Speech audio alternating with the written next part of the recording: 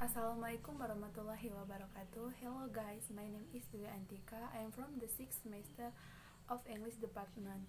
Now, I will explain sociolinguistic from chapter 5. The title is National Language and Language Planning. Let's get started. National and official language.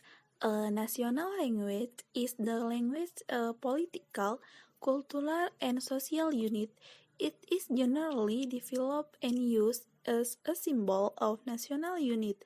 Its functions are to identify the nation and unite its people. Example, Guarani is Paraguay. Official status and minority language. In these countries, it has not been considered necessary to legislate that the language of the majority is an official language. Example, Malay in Malaysia. What appraise a national language? Many countries have regarded the development of a single national language as a way of symbolizing the unity of nation. One nation, one language has been popular and effective slogan. English in England, French in France, Japanese in Japan, Spanish in Spain seem obvious examples.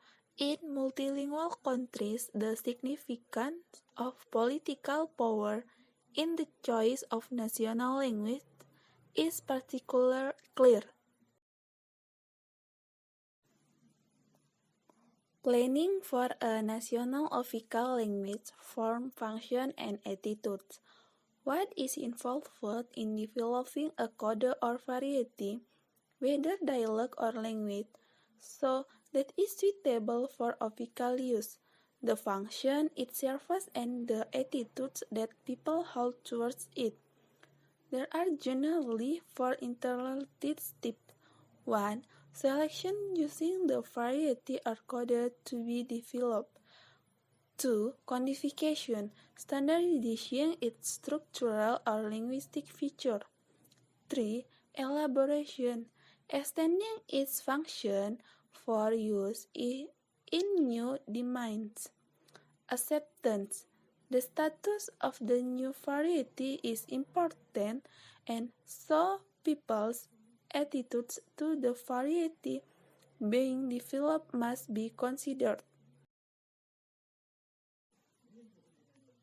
Tanzania. 1. Selecting a code. The first president of Tanzania, Julius Nyerere, chose Swahili, a language of the Bantu language family. White was widely used throughout the country as a language front in many contexts. There were some obvious reasons for his choice. Some were pragmatic. Example, Tanzania. 2. Codifying and elaborating Swahili.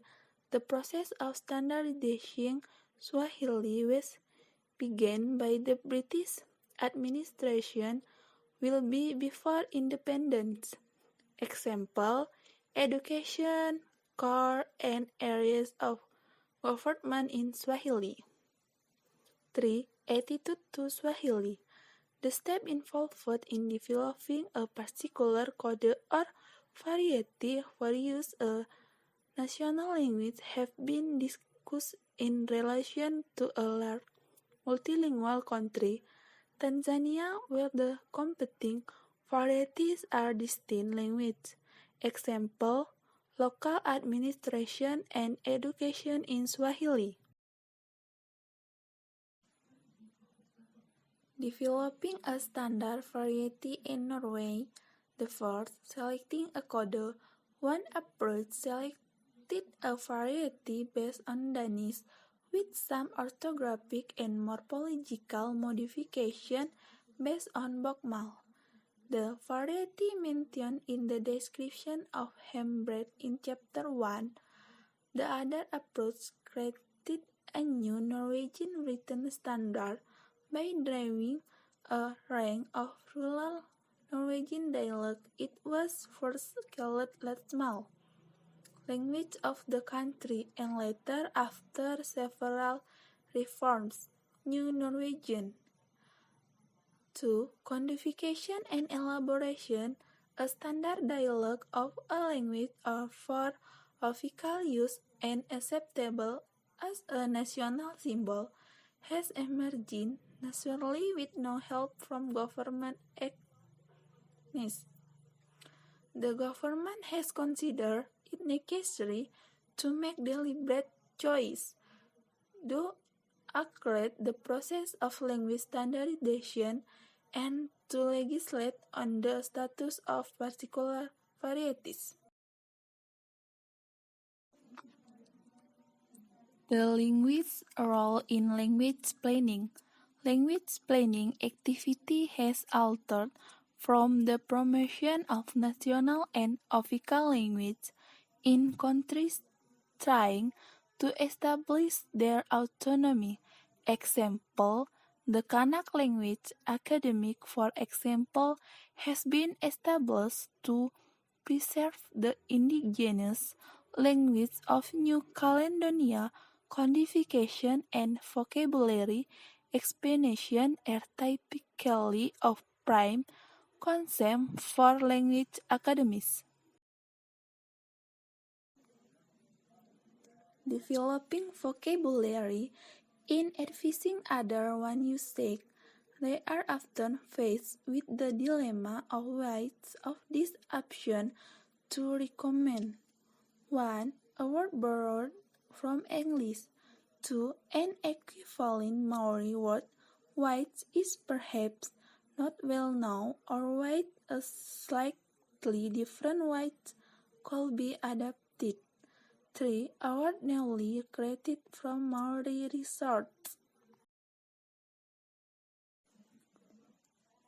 Acceptance, the adoption of form by the media, can contribute to the process, but the people will decide. Example, Radio Vanuatu is the process of standardization.